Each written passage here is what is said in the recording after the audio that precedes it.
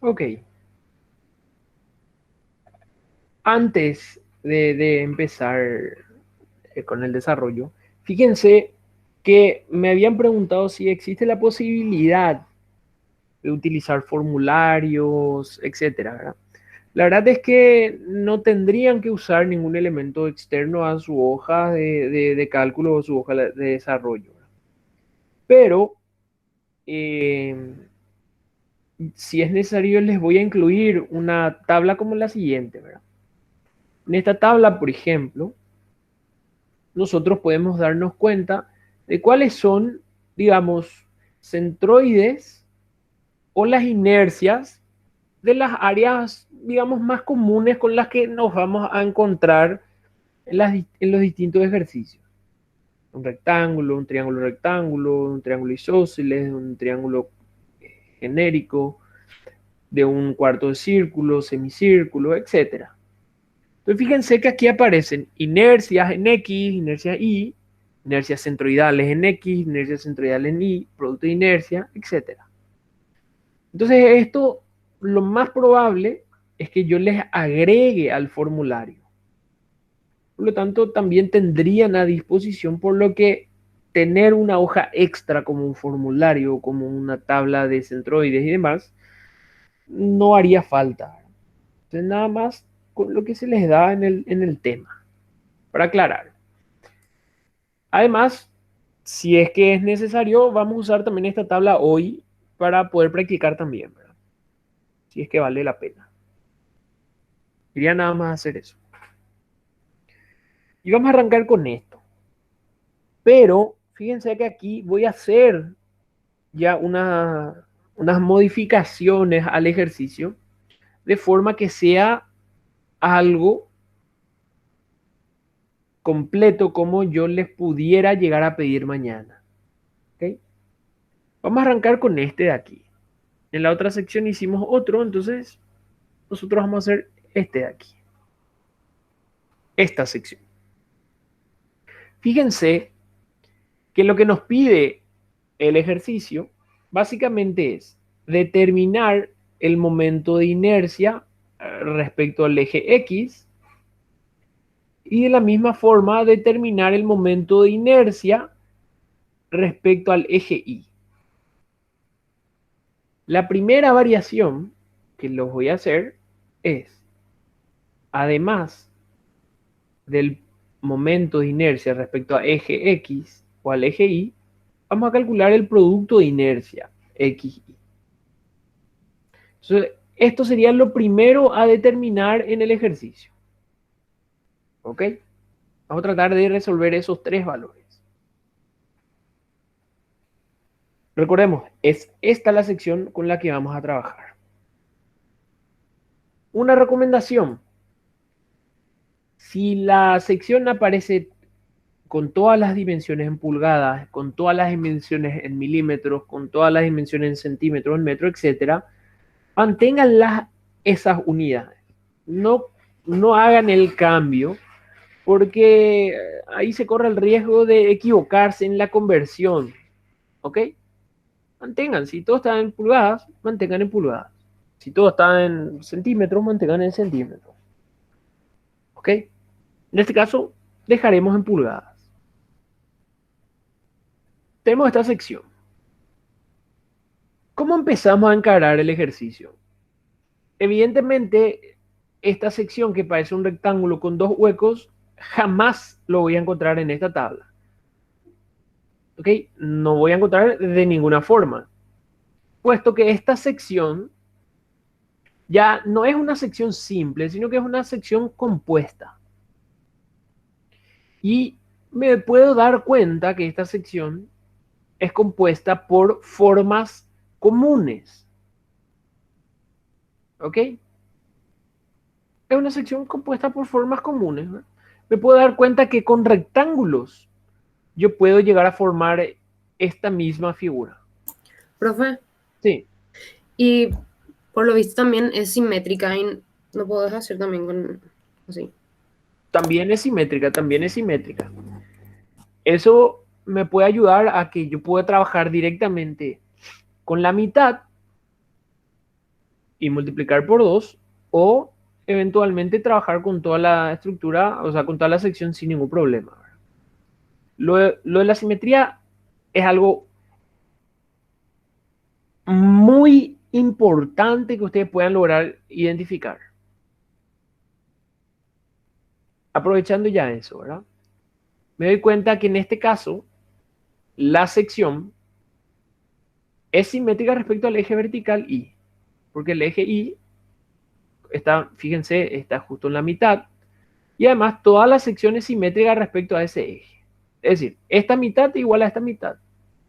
¿Qué pasa con el eje X? Con el eje X ya no es la misma situación. O sea, el eje X no es un eje de simetría. Voy a poner ya aquí para no olvidarme.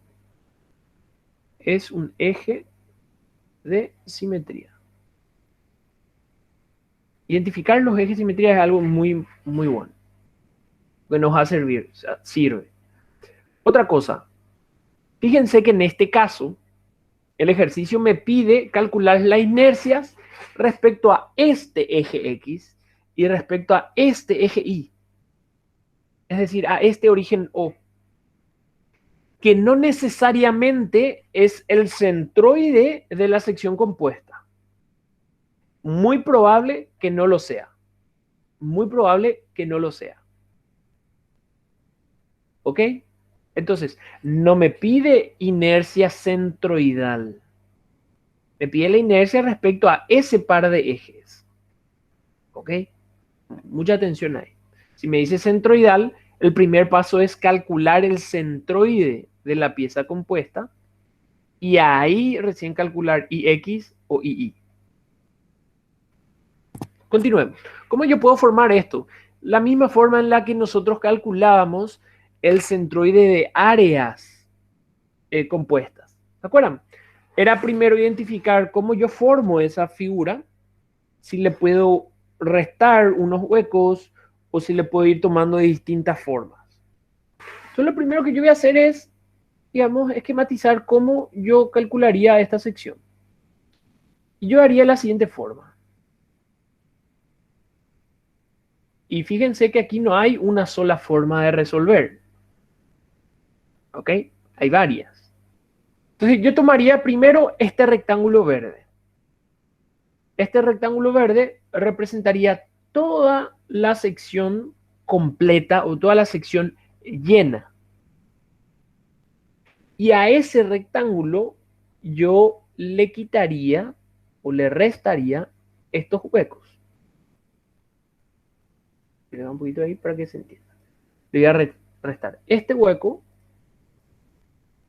y les voy a restar este hueco.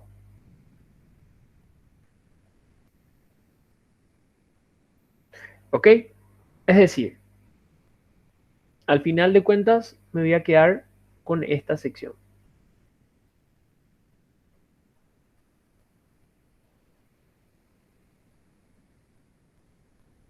Donde yo le resté este azul y esta sección roja. Entonces mi sección compuesta sería la siguiente forma, o lo que yo tendría que resolver sería la siguiente forma. Si yo quiero calcular la inercia respecto al eje X, entonces sería el aporte de cada una de las formas comunes. Es decir, inercia X del 1, en este caso era positivo, como el azul le estoy restando, voy a calcular la inercia del X azul, pero le resto. El azul sería el 2 y el rojo sería el 3. También es un hueco, entonces lo voy a restar. ¿Ok? De la misma forma, entonces voy a proceder a calcular la inercia respecto al eje Y. Inercia respecto al eje Y, entonces sería inercia en Y del 1 menos el hueco porque le estoy sustrayendo. Y por último, necesitaría calcular el producto de inercia XY. El producto de inercia XY entonces es IXY del 1 menos IXY del 2 menos IXY XY del 3. ¿Qué logré hacer aquí? Logré, digamos, partir de una sección un poco complicada quizás, a darme cuenta de lo siguiente, que puedo trabajar con cada una de esas formas y luego recién hacer la suma algebraica. ¿Ok? Entonces voy a tratar de hacer eso. Voy a tratar de calcular todo lo necesario respecto al eje 1 o al cuerpo 1, todo lo del cuerpo 2 y todo lo del cuerpo 3. ¿Ok? Antes de empezar a calcular, ahí es donde quizás me conviene dar cuenta de esto que dijo la compañera hace rato, el eje de simetría. ¿Qué ocurre? Cuando yo quiero calcular las inercias respecto al eje A y B, respecto al eje X e Y, o a cualquier par de ejes, y yo me doy cuenta que uno de esos, de ese par, o al menos uno de ellos, es un eje de simetría, entonces hay una cosa que yo puedo dar con seguridad y certeza absoluta, que cuando tengo ese eje de simetría, el producto de inercia es cero. Y esto es porque el eje II es un eje de simetría. Entonces, siempre que yo calcule la inercia respecto a un par de ejes y uno de esos ejes al menos es un eje de simetría, necesariamente el producto de inercia ya es cero. Necesariamente. Entonces, fíjense, al darme cuenta de eso, yo directamente ya sé el valor del producto de inercia y me ahorro todo este trabajo. Me ahorro todo ese trabajo. Entonces, resulta mucho más corto lo que tengo que hacer. Ya nada más me quedan resolver estas dos ecuaciones. ¿Ok? Voy a proceder. Voy a calcular entonces primero aquí. Opa, eh, inercia X del 1. Fíjense que cuando yo quiero calcular la inercia respecto a un eje X, respecto a un eje Y, etcétera, de cualquier objeto, yo en general tengo que tener referido sobre alrededor de qué eje voy a calcular. En este caso es alrededor de este eje, ¿sí? Que no necesariamente coincide con el centroide del elemento verde. Entonces, cuando yo voy a hacer esto, yo quizás ya me doy cuenta que lo más genérico sería considerar el efecto de los ejes paralelos o del teorema de Steiner. Entonces, en general, el procedimiento sería para calcular la inercia del objeto verde o de una sección cualquiera respecto a otro eje cualquiera, que no necesariamente coincide con su centro, entonces yo hago lo siguiente. Calculo la inercia de ese elemento verde respecto a su centro de gravedad. Cuando le ponemos la barra, es que es inercia centroidal. Y a ese valor le sumamos un valor que era área por distancia al cuadrado, que es lo que establece el teorema de Steiner. ¿Ok? Entonces, ¿cómo se procede? ¿Cómo se calcula? Para eso necesito conocer esto, que es centroidal, centroidal propio, por así decirlo.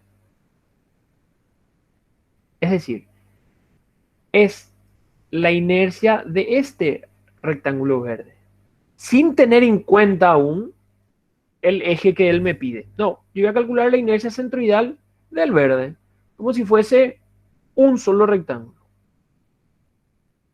¿Ok? Ahora, si yo me fijo en la tabla, yo puedo buscar acá el rectángulo. Me voy y encuentro aquí. La primera, en la esquina superior izquierda.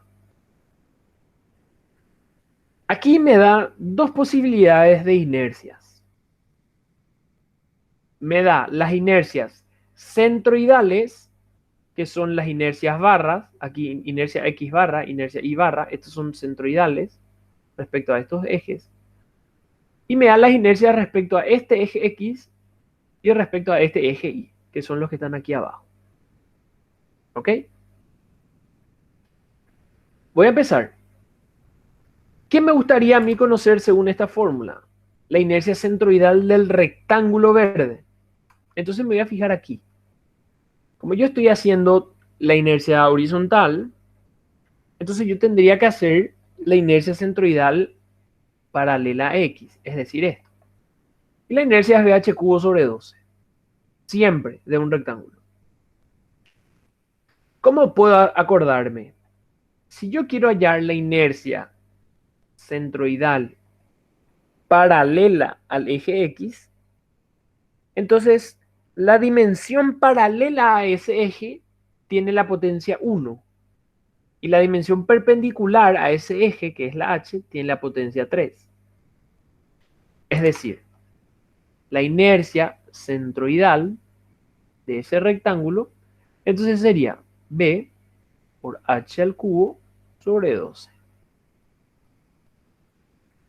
Cuando calculo la inercia centroidal, ahí recién le aplico el teorema de Steiner, que es área por distancia al cuadrado. Entonces sería más área, que es b por h, por distancia al cuadrado. Esa distancia voy a ponerlo aquí aún así.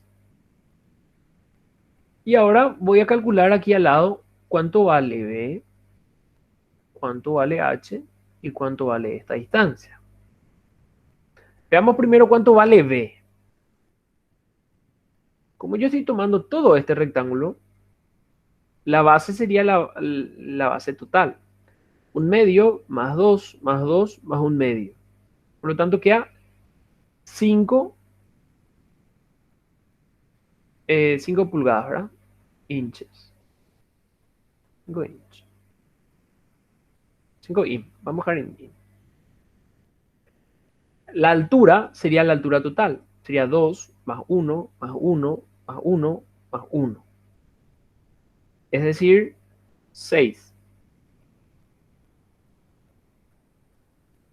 Y aquí es donde viene esta D que viene a ser.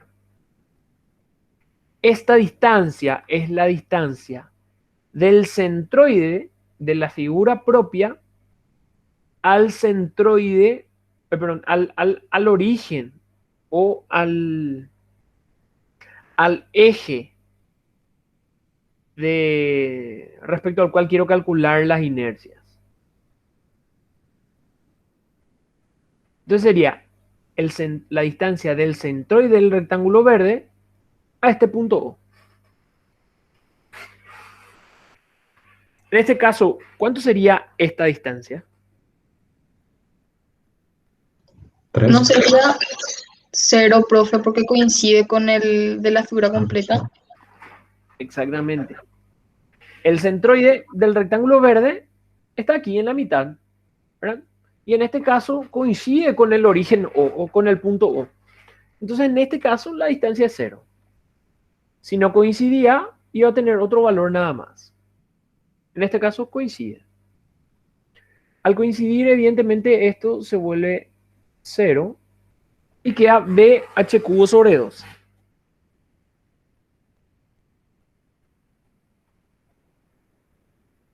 No sé qué valor le sale ahí.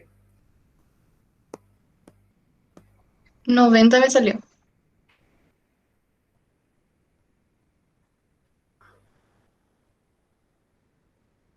Ok.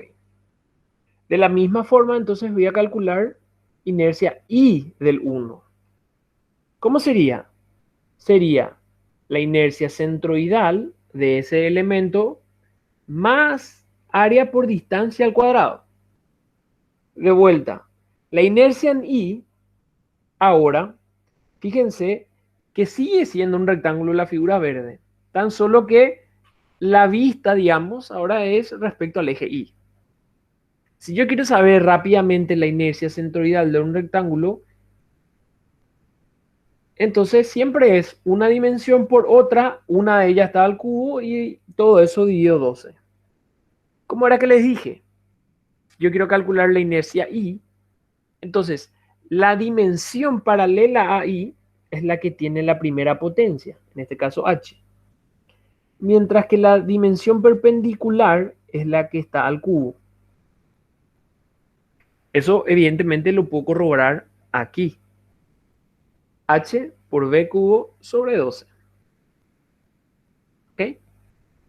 Más área sigue siendo B por H.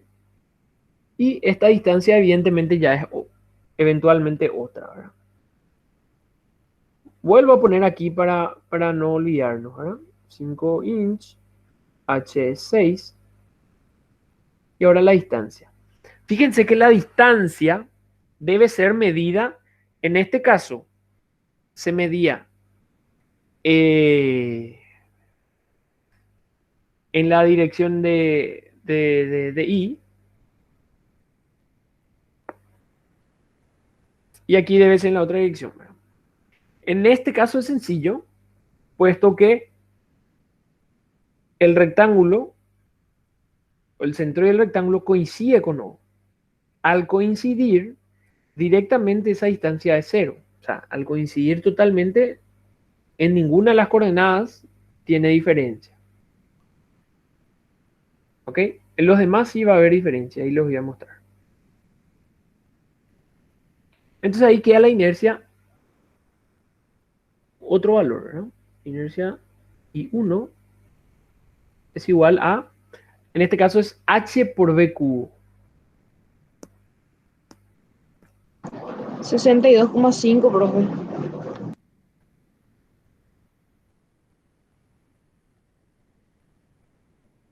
Ok. Entonces ahí sin problema. Este fue el más sencillo, el verde. Vamos al azul, al 2. Entonces, quiero calcular inercia X del 2. Directamente ya no voy a estar escribiendo más esto. Yo ya sé que tengo que hacer por Steiner. Esto hice solamente las primeras 2 veces como para que se les quede grabado. Directamente ya voy a reemplazar el valor de la inercia.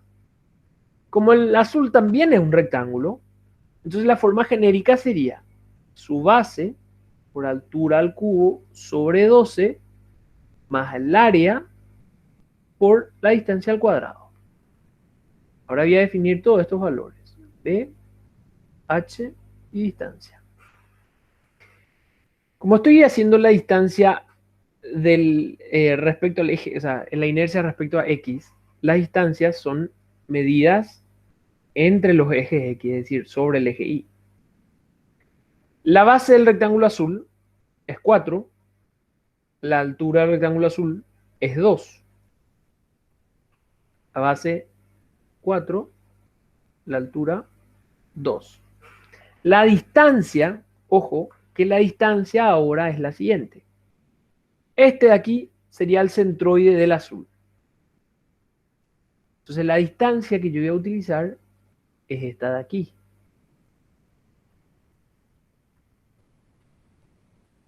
Entonces tendría que calcular, esto de aquí vale 1, esto de aquí vale 1 y esto de aquí vale 1. Por lo tanto, esta distancia es 2. ¿Ok? Es del eje X al, evidentemente, el eje X del otro, ¿verdad? Es decir, al centroide del otro. Entonces la distancia es 2. Fíjense que ahora sí influye esa distancia.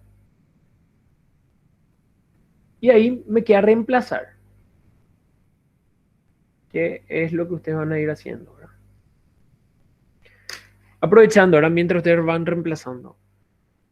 Yo les recomendaría que no hagan tan directo el reemplazo, así como lo estoy poniendo yo aquí. Yo estoy haciendo tan solo para ahorrar un poquito de tiempo y llegar a mostrarle otra cosa ahora. ¿Qué ocurre? Algunos están al cubo, algunos están al cuadrado. Si yo meto muy rápido, les juro que uno de los más fáciles de olvidar es este cuadradito que está aquí. Ese 2 que está ahí. Entonces, si hacen rápido, corroboren una y otra vez. ¿Qué inercia me sale así? 34,67.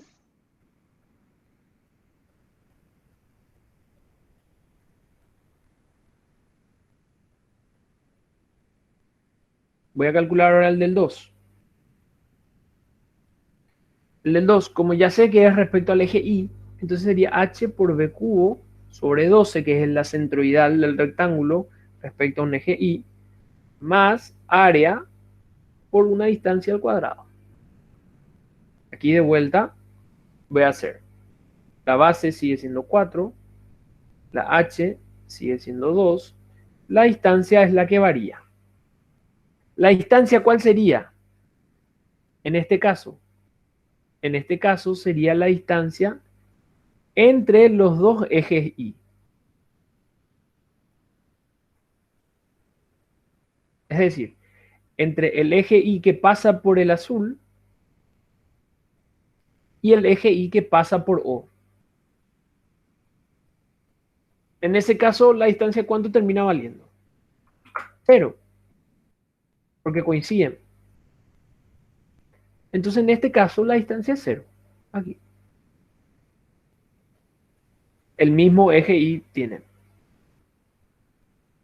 Entonces aquí queda 0. Y me queda inercia Y 2 igual a 10,67.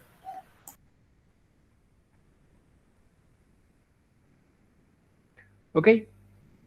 Fíjense algo, que yo ya me puedo dar cuenta que los tres rectángulos siempre van a tener la distancia 0 cuando haga la inercia respecto al eje Y. Porque los tres comparten el mismo eje Y. Mientras que en eje X sí, cada uno tiene uno distinto, entonces ahí sí va a tener evidentemente otra distancia. Entonces aquí en esta columna siempre voy a tener d igual a 0. Mientras que en esta otra columna no necesariamente. Voy al tercero. Inercia x del 3. De vuelta es un rectángulo, por lo tanto BH cubo sobre 12 más área por distancia al cuadrado. B, H y distancia. La base es 4, la altura es 1 y la distancia sería la distancia del centroide del rojo al punto O. En este caso sale 1,5, ¿verdad? Que es 1 más la mitad de esa altura. Entonces me voy y empiezo a colocar esos datos. La base era 4, la altura era 1 y la distancia era 1,5.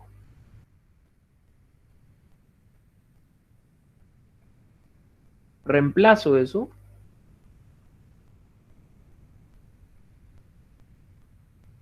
y tengo el siguiente valor.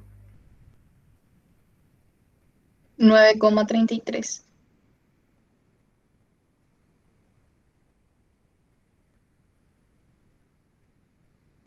De la misma forma, entonces yo puedo calcular la inercia en I del 3. Y fíjense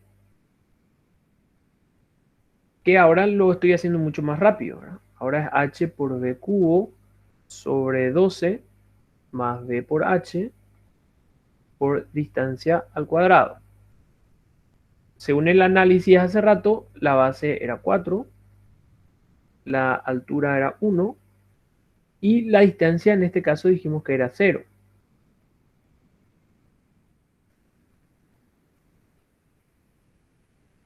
Si no, lo tengo que volver a verificar, ¿verdad?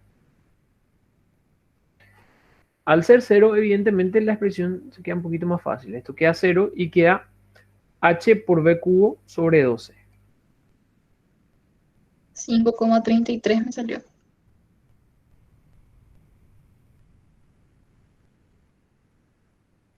Aquí yo les recomendaría, ¿verdad? Así como me dijeron todos con dos decimales, eso es mantener todos con dos decimales. Si quieren trabajar con las fracciones enteras, o sea, las fracciones, pueden trabajarlo. O sea, realmente la diferencia es muy pequeña si redondeo a dos decimales o mantengo la fracción completa, ¿verdad?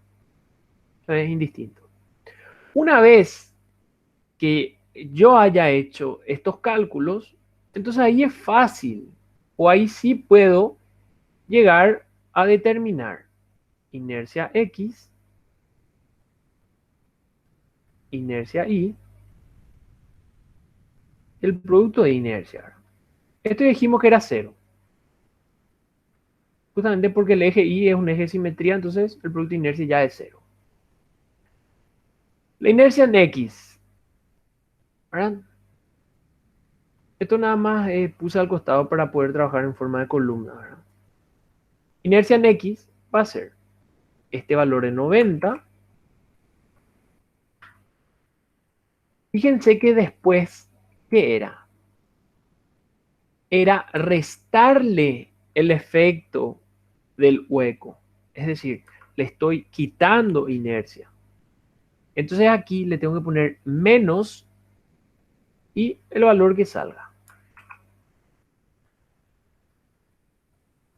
Y luego el tercer también era un hueco. Entonces menos el valor que salga. ¿Ok?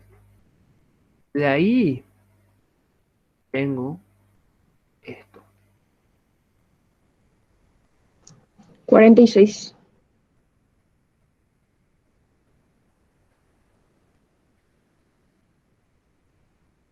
La misma idea hago con la inercia en Y, ¿verdad? Tengo esto de aquí. Menos la inercia en Y del primer hueco.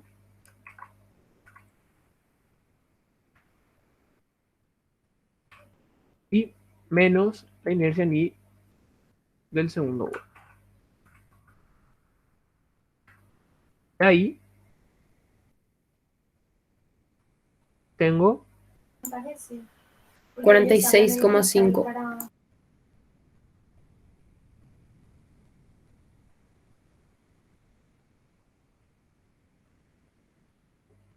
¿ok?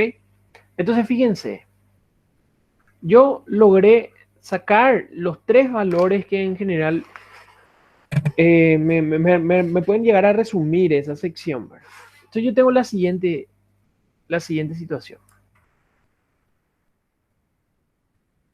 Tengo este eje, perdón, esta sección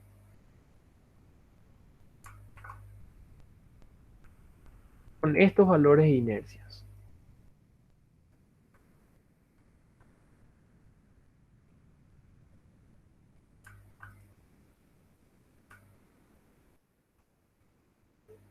¿Ok? Entonces, básicamente esta es la situación con la que voy a trabajar ahora. Si el ejercicio se limitaba al cálculo de estas inercias, entonces acá ya hubiese terminado, ¿verdad? Con esto hubiese terminado el ejercicio. ¿Ok? Ahora, supongamos lo siguiente, ¿ok? Supongamos que hay un cambio y me dice, viejo, yo realmente quiero la inercia medida respecto a estos ejes, es decir, las inercias. Y me dice A y B. Para eso, evidentemente, A y B deben ser perpendiculares. Pero ¿qué me debe dar de dato el personaje? Me debe dar de dato al menos la orientación de esos ejes. Supongamos que me dice, cierto, aquí mide 30 grados. Entonces me dice, yo quiero la inercia A quiere la inercia B y el producto de inercia AB. Esto es lo que el personaje quiere que yo le calcule. Para ello, me da la orientación de 30 grados que forma el eje A respecto al eje X. ¿Qué ocurre? Si de entrada me pedía las inercias A, inercia B y producto de inercia AB, yo realmente hubiese procedido de la forma que hicimos, llegar acá y con estos datos utilizar el círculo de Moore. ¿Por qué? Porque me es mucho más fácil calcular estos valores de inercia, que son de ejes horizontales y verticales, que calcular la inercia, por ejemplo, de este rectángulo respecto a este eje A. Porque hubiese tenido que calcular la inercia centroidal de ese rectángulo respecto a este eje A', luego esta distancia y sumarle Steiner. Entonces, realmente iba a ser muy difícil calcular para mí las inercias A y B de entrada. Entonces, de ahí sale, o esa es la utilidad del círculo de Moore de inercias. Que yo, trabajando con esta terna o conociendo una terna de inercias, puedo calcular la inercia en cualquier otra dirección o respecto a cualquiera de los otros ejes. Siempre que pasen por el punto O. Siempre que pasen por el punto O. ¿Entiende? Entonces vamos a tratar de calcular IA y la inercia B teniendo en cuenta ahora el círculo de Moore. Pero para eso debo entender cómo funcionaba el círculo de Moore. Lo primero que debo hacer es, con estos valores que están aquí, tratar de formar el círculo de Moore. ¿Qué ocurre aquí? Que es algo muy particular que tenemos en este caso. En este caso me puedo dar cuenta que como el producto de inercia es igual a 0, los ejes XX, E y Y son ejes principales de inercia. Son ejes principales de inercia. Análogamente, cuando yo sé que hay un eje principal de inercia, entonces sé que ese par de ejes arrojan el producto de inercia igual a 0. Están totalmente ligados esos dos valores. ¿Qué más yo sabía del círculo de Moore? Yo sabía que cuando tengo el producto de inercia 0, estos valores entonces son los máximos y a la vez los mínimos. ¿Ok? Estos valores eran así, terminaron siendo estos, ¿verdad? Así, definitivamente. 26 y 45. Ok. ¿Qué me doy cuenta más? Otra conclusión que puedo darme cuenta aquí, que en este caso la inercia Y es mayor a la inercia en X. No importa por cuánto, pero es mayor. Entonces yo quiero hacer el esquema aquí del círculo de Moore. Yo hago lo siguiente. Voy a trazar los ejes. Recordemos que en el eje horizontal yo coloco la inercia respecto a un eje. En el eje vertical, el producto de inercia. Luego voy a hacer nada más grande como para que se pueda diferenciar un poquito nada más.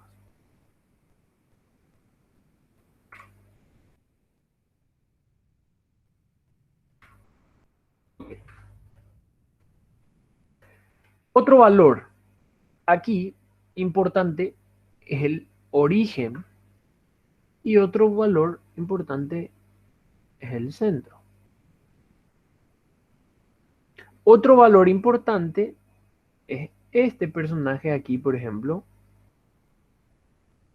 que es el radio. Fíjense, sea la situación que sea, yo un círculo puedo obtener conociendo el radio y el centro, conociendo dos puntos diametralmente opuestos o conociendo tres puntos aleatorios sobre la circunferencia. Con cualquiera de esas tres formas yo puedo diseñar un círculo sin mayores inconvenientes. ¿Ok? Entonces, en general, los, digamos, valores interesantes serían calcular el centro. Al centro en general lo hacemos OC con barra o directamente OC, porque es este segmento que está aquí. Recordemos una cosa. Siempre este valor aquí, que estoy pintando en un color, es el valor 1, es decir, la inercia 1. Este de aquí. Es la mayor inercia, porque está a la derecha, siempre. El 2 es este punto aquí, que es la menor inercia. El que está más a la izquierda significa eso. ¿Ok? ¿Cómo puedo obtener el centro? El centro, entonces, en general, obtengo con la semisuma de esas inercias principales. A la inercia I1 y a la inercia I2 las llamamos inercias principales. Recordemos eso. ¿Qué ocurre? No siempre voy a tener las inercias principales. No siempre. En ese caso, ¿cómo calculo? Y puedo calcular teniendo inercias perpendiculares. Es decir, puede ser un par de ejes X e Y y tener sus inercias. O puede ser un par de ejes cualesquiera, A y B, siempre y cuando A y B sean perpendiculares. Entonces, para determinar el centro tengo varias formas. Y siempre es la semisuma de dos inercias perpendiculares. Pueden ser principales, como pueden no ser principales. ¿Ok? Pero siempre es esta semisuma.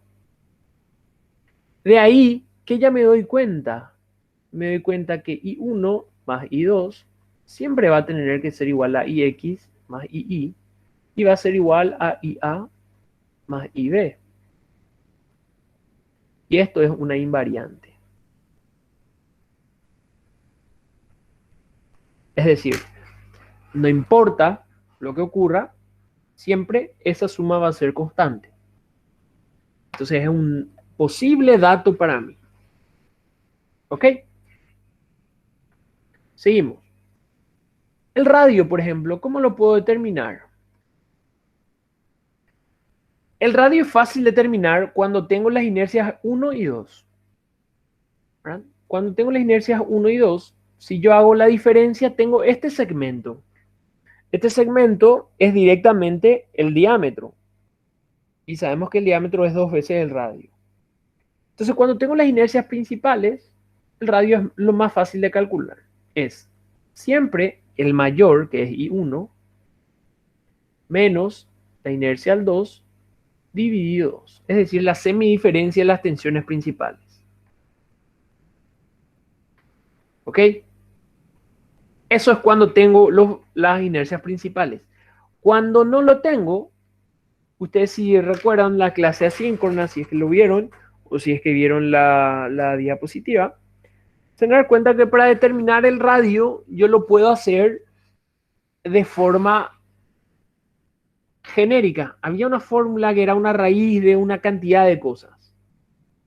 Puedo tratar de recordar eso o directamente voy a aplicar el teorema de Pitágoras, que me parece lo más simple y sencillo. Que lo voy a mostrar cuando tenga los valores de la inercia A y la inercia B. ¿Okay? Pero son las formas más sencillas a determinar. Si se dan cuenta, de vuelta repito, el círculo de Moore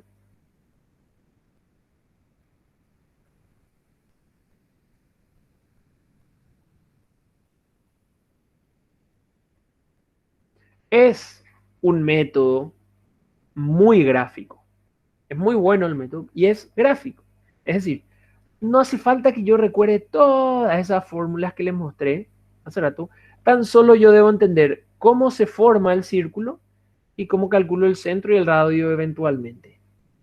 Y luego todas las ecuaciones, todas las fórmulas, lo puedo sacar directamente del gráfico. Ok. En este caso, ¿qué ocurre? ¿Cuál es nuestro caso? Me doy cuenta que el producto de inercia es cero. Por lo tanto, ya son principales. Es decir, la inercia X o la inercia Y coincide con el 2 o coinciden con el 1. ¿Ok? Fijémonos otra cosa. En el círculo de Moore, el eje X se representa por un punto con las siguientes coordenadas.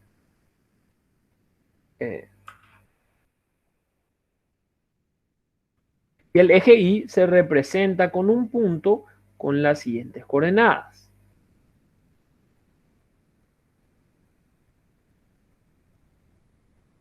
Entonces me fijo.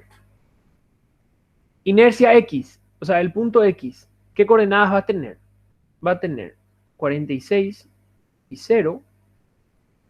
Y la inercia en Y sale 46,5 y 0.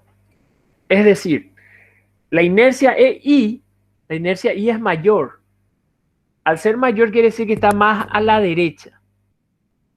Como ambos tienen el producto de inercia 0, quiere decir que este punto aquí, además de ser el punto 1, coincide en este caso con el eje Y. Porque Y es mayor a X. Y también era un estado principal. Y este punto aquí, que es el 2, coincide entonces con la X. Y ahí es donde tengo esto que está aquí. Y siempre mis ejes perpendiculares son diametralmente opuestos. ¿Ok? Profe, Sí. las coordenadas de X e Y es así nomás luego o es algo genérico, o sea, No, siempre es de esta forma. no. Siempre a la X le va a corresponder el valor positivo de XY. A la Ok, Y le va a corresponder el valor cambiado de signo. de acuerdo. Ok. Entonces, fíjense, ¿qué yo logré hacer aquí en el círculo de Moore? Logré, además de armar el círculo de Moore, voy a calcular el centro y radio ahora, ¿sí? Logré colocar el eje X y también colocar el eje Y. ¿Okay? Vamos a hacer aquí un cálculo, ¿verdad? Auxiliar. El centro. El centro es la semisuma. Y 1 es la inercia Y más I2, que era la inercia en X, sobre 2. Aquí sale 46,25 por lo tanto, ¿verdad? En este caso, como yo tengo las inercias principales, el radio podría ser la semidiferencia. Y aquí sale, Profe, sí, el radio también lo puedes hallar OC menos en I2. claro, podría ser OC menos inercia 2, sin ningún problema. Se dan cuenta que yo puedo hacerlo gráficamente, ¿verdad? Sin ningún problema. Entonces ahí tengo, ¿verdad? Tengo el centro, tengo el valor del radio. Ya está. Si yo tengo el centro y el valor del radio, quiere decir que yo puedo determinar el valor de cualquier punto que yo elija aquí. Cualquier punto. Tan solo necesitaría conocer la orientación para poder determinar el valor de esa inercia. Entonces ahí es donde entra en juego esto que me pidió el personaje al principio. Me pidió la inercia respecto al eje A. Respecto al eje A. Antes de hacer eso, quiero hacerles notar de vuelta una cosa. Fíjense que si yo quiero ir de X, del eje X al eje Y, el recorrido que yo tengo que hacer es este. Acá, un recorrido antihorario igual a esto. Igual a 90 grados. Se ve, ¿verdad? Entonces, para llegar de X a Y, hago un recorrido antihorario. En el círculo de Moore debo reflejar exactamente lo mismo. Es decir, para llegar de X a Y, tengo que hacer un recorrido antihorario. Tan solo que en el círculo de Moore los ángulos se ven duplicados. ¿Por qué? Un par de ejes X y Y que son perpendiculares en la sección, en el círculo de Moore se ven diametralmente opuestos. Es decir, el recorrido dice antihorario, genial, pero el giro fue 90 por 2. Es decir, 180 grados. ¿A qué quiero llegar con esto? Y es muy importante que si yo quiero ir ahora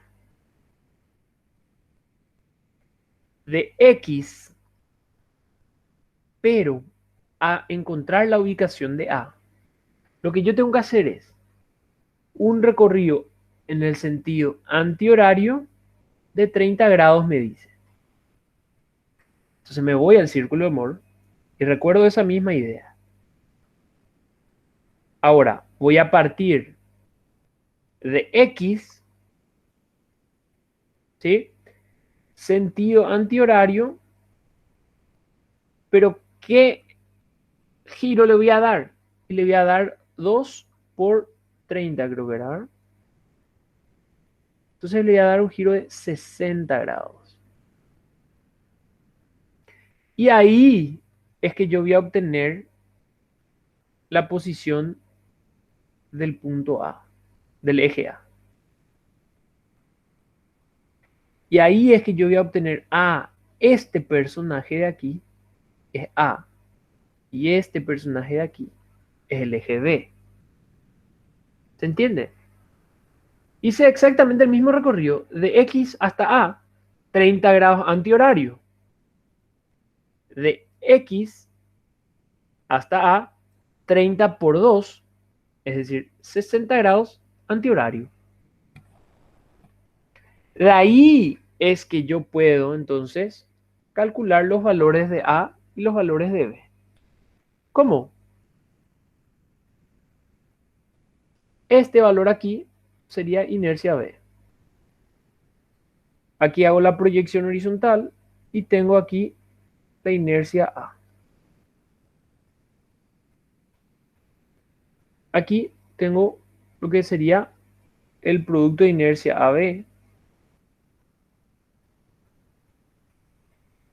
Y aquí tendría lo que es el producto de inercia AB cambiado a signo. Entonces, ¿cómo determino los valores? Y fíjense, como yo ya tengo definido el centro, el radio y ahora el ángulo además que forma A, es muy fácil. Entonces, si yo quiero calcular, por ejemplo, inercia A, o si quiero calcular inercia B, o si quiero calcular inercia AB, ¿cómo haría? Inercia A. La forma más genérica sería siempre partir del centro. ¿Ok? Entonces, si yo quiero calcular este valor es lo que yo quiero calcular, de 0 a inercia A. ¿Cómo hago? Al centro le resto la proyección horizontal del radio. ¿Ok? ¿De cuál? De este que está aquí.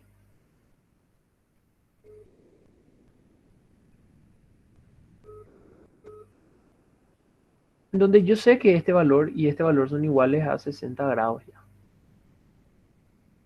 Entonces la inercia A, fíjense que no sería nada más que el centro del círculo menos la proyección horizontal del radio.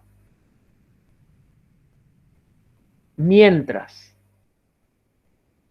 que la inercia en B sería el centro más la proyección horizontal del radio. Entonces sería, en este caso, el centro más la proyección del radio. Inercia AB sería entonces este valor, ¿sí? Que sería la proyección vertical del radio, ese radio por seno de 60. Como está por abajo es en el negativo. En este caso entonces sería menos R seno de 60. Y ahí tranquilamente tendría los valores.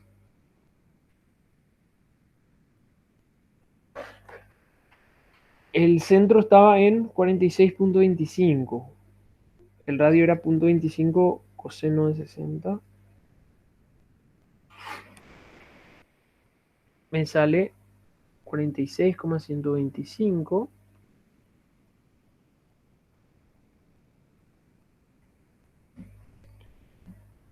$46,375.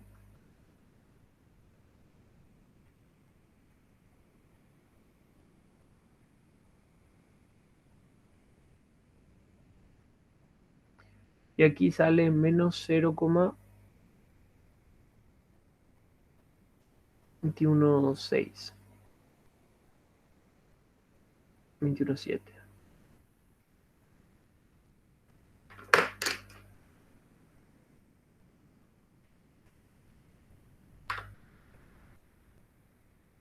Por último, básicamente era llegar a esta respuesta. Ahora, lo que les quería mostrar es cómo se calcula, por ejemplo, el radio con Pitágoras, ¿verdad? Y hay veces que, por ejemplo, yo no conozco el centro o no conozco el radio, qué sé yo. Entonces, ¿cómo yo haría? La forma más genérica sería R. Yo podría trabajar, por ejemplo, con este triángulo, rectángulo.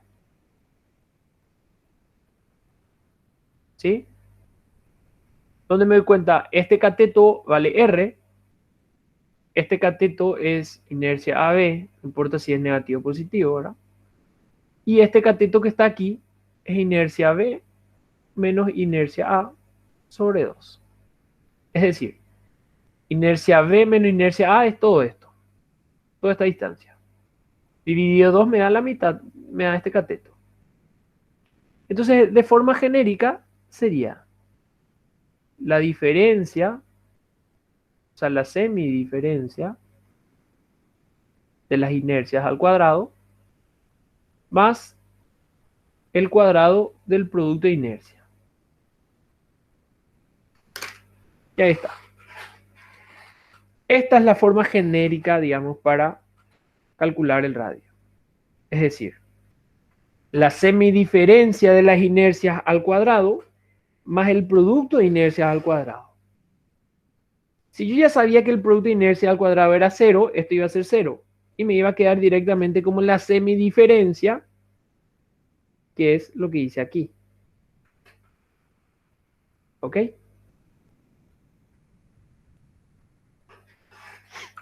Entonces con esto, no hace falta recordar todas esas fórmulas, digamos, muy extensas que aparecen en el libro y demás. Sí vale la pena entender cómo se forma el círculo de Moore. Eso requiere un poquito de práctica y por sobre todo desarrollar algunos, practicar resolver, ¿verdad?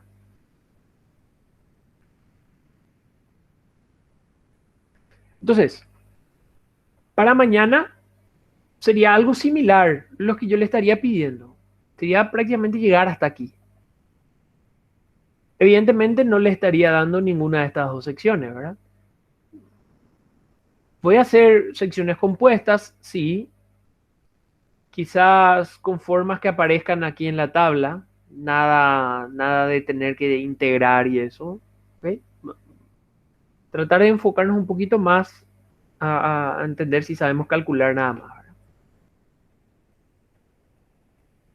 Pero requiere estar atentos, no equivocarse aquí en no olvidarse del cuadrado, saber cuándo se usa Steiner, cuándo no, y por sobre todo cómo se forma el círculo de Mohr. Profe, Sí, ¿será que puedes repetir cómo hallar la inercia A, B, B? No me quedó claro eso. ok. Quedó claro en cómo llegamos a obtener este punto A, ¿verdad? Que era 60 Sí, grados a partir de... Bueno, ahora, para calcular estos tres valores, ¿verdad? Lo único que yo voy a hacer es tratar de encontrar estos tres valores en el gráfico. Voy a empezar con inercia A. Inercia A es este valor aquí. Es el valor del punto A, pero en su coordenada horizontal, es decir, aquí, sobre este eje. Entonces, ¿cómo puedo tratar de determinar ese valor? Entonces, lo que yo voy a hacer es, desde el centro, es decir, voy a medir hasta el centro, y a ese valor le voy a restar este segmento. Por lo tanto, lo que se me queda a mí sería esto de aquí. ¿Cómo hago? Para eso, yo sé que siempre desde el centro a cualquier punto tengo el radio. Y en este caso, yo sé que este ángulo que está aquí es de 60. Entonces, la proyección de R ahí me va a dar este segmento resaltado en amarillo, que es lo que yo le tengo que restar al centro del círculo de Mohr para tener la inercia en A. Entonces, fue lo único que hice fue eso. Fue calcular el centro y a eso restarle la proyección horizontal del radio con el ángulo que forma, ¿verdad? Ese ángulo puede ser variable, en este caso es 60, pero por la forma y la disposición que me dio aquí de 60 grados. ¿Se entiende? La misma forma hago para inercia B.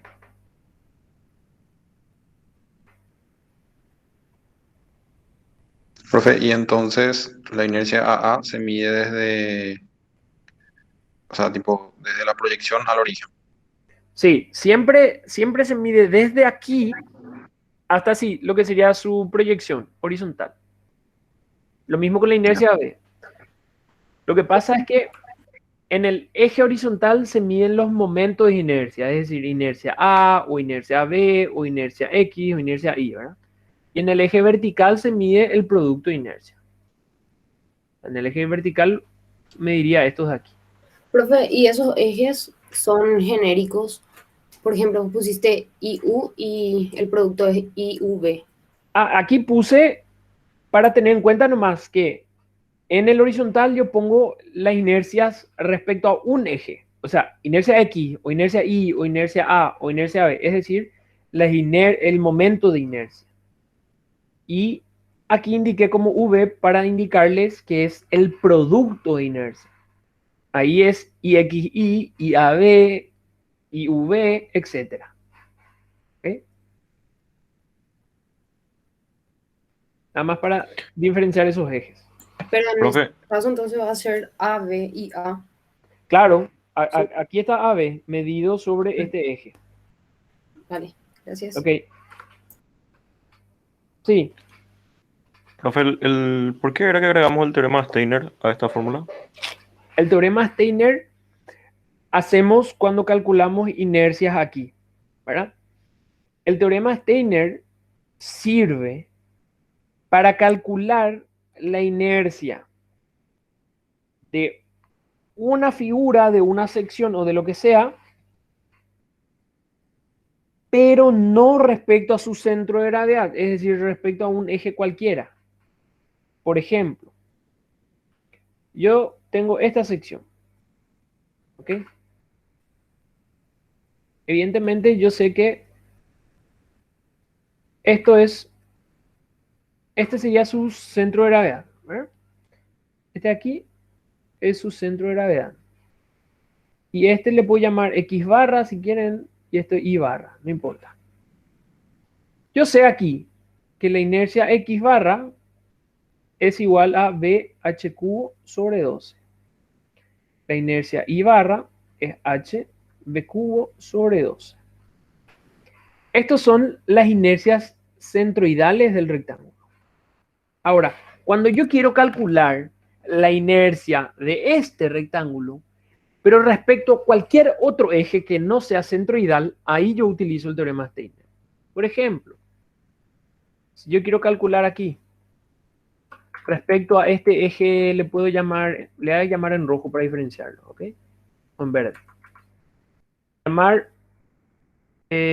A, respecto a este eje A. Entonces, ¿cómo yo haría?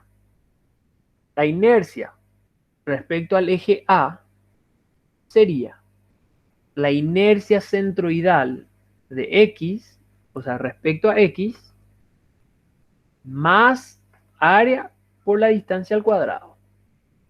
Sería esta distancia verde. Entre el eje X y el eje A, que son los paralelos. A y X son paralelos. Entonces, de esta forma yo aplico el teorema de Steiner para poder calcular la inercia respecto a cualquier otro eje. ¿Qué puede pasar? Y no cometan este error.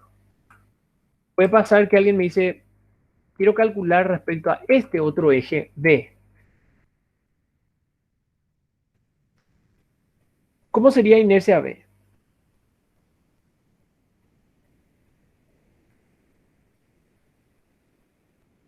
Fíjense que la inercia en B sería la inercia centroidal de vuelta del rectángulo más área por la distancia roja al cuadrado, es decir, esta distancia. Lo que no pueden hacer, y es un error muy común,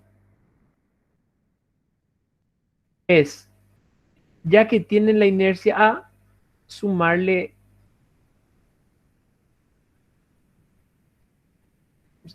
esta distancia prima. Esto está mal, esta última parte está mal. Para aplicar el teorema de Steiner, siempre esto debe ser centroidal. Siempre debe ser centroidal. ¿Ok? Entonces, si yo quiero calcular la inercia respecto a B, hago inercia centroidal de la figura y luego traslado ese eje hasta el eje B. ¿Por qué no es lo mismo, profe? Porque fíjate que lo que yo estuve haciendo es lo siguiente. Vamos a ponerle, no sé, valores, ¿ok?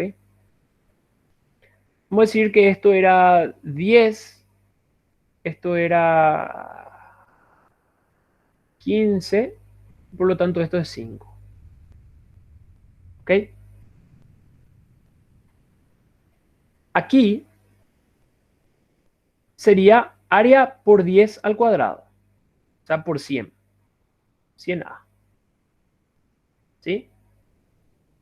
Utilizando esto sería área por 15 al cuadrado. Es igual a 15 al cuadrado es 225. ¿Sí? Y esta distancia al cuadrado sería 25A. Entonces yo lo que no puedo hacer es agarrar este elemento, o sea, trasladar de este eje X al eje A, y del eje A no puedo trasladar al eje B, porque ahí sería sumar 100A más 25 área. Cuestión que no es igual a este valor que era 225 área. O sea, yo no puedo suspender o hacer en escalerita. No. Yo tengo que ir del centroide al eje que ya quiero. Nunca puedo hacer un paso intermedio. Es decir, yo no puedo ir desde el verde hasta el rojo. No. Yo tengo que ir desde el centroide o hasta el verde o hasta el rojo. Porque no es lo mismo 10 al cuadrado más 15 al cuadrado que 15 al cuadrado, 10 al cuadrado más 5 al cuadrado que 15 al cuadrado. Son los mismos. ¿Ok? Entonces, siempre el centroide al eje que quiero. Ok. Gracias, profe. Dale.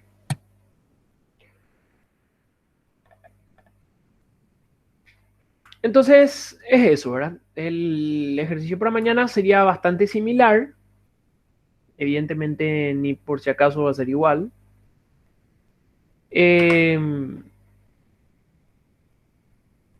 Profe, ¿te puedo hacer una consultita? Sí, ¿Viste en el círculo de Moore que hicimos? Y tengo una duda en el gráfico. Nosotros le colocamos ahí el centro, ¿verdad? Sobre el eje de coordenada X, porque mi producto de inercia era cero, ¿verdad? sí. El centro siempre está sobre el eje X. Ya. Dale, gracias, profe. Dale, dale.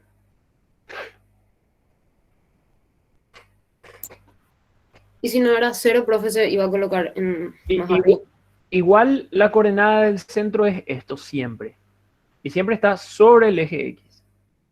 Si el producto de inercia, como en el caso de A, ¿verdad? Inercia AB no era 0. ¿Verdad? Aún así, el centro va a ser este más este sobre 2. Y va a seguir siendo sobre el eje horizontal.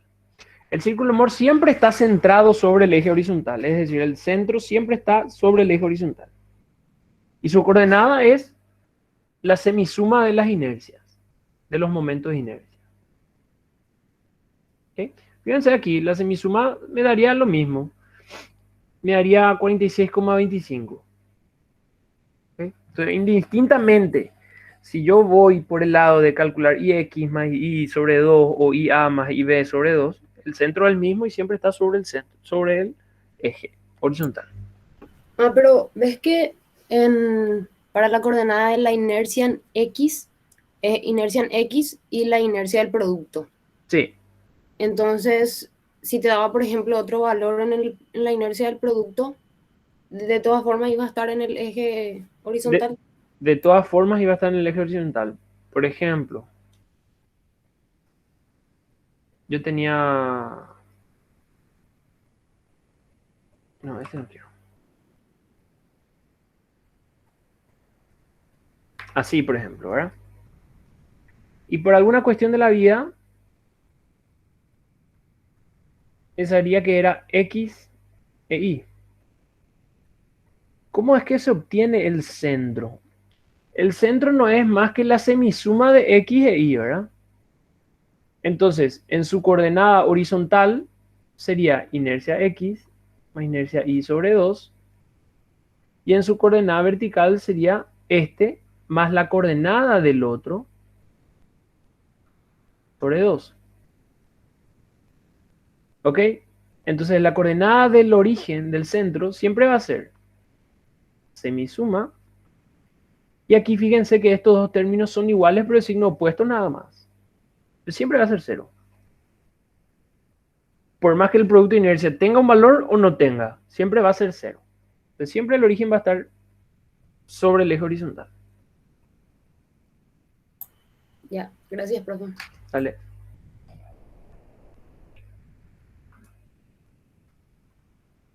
Ok, en este caso, ya les dejo por hoy, ¿verdad? Lo estaríamos viendo mañana. Y nada, ¿verdad? Más que esto no se va a alejar tampoco el examen. Nos vemos Profe, entonces. Sí, ¿puedo subir la clase del auxiliar? le voy a pedir, le voy a pedir. Por favor. Dale, dale. Ok, entonces nos vemos mañana. ¿En hora de clase rendimos, profe, no? Creo que les dije, ¿verdad? El horario de clase va a ser a las 3. O sea, Ah, ok. el horario del taller, ¿verdad? Le voy a poner el Profe, aviso lo más tarde. profe, ¿puedes Sí. mostrar un ratito otra vez el círculo? Quiero saber. Ok. Acá. Ahí está. Gracias, profe. Dale. Chau, chau. Chao.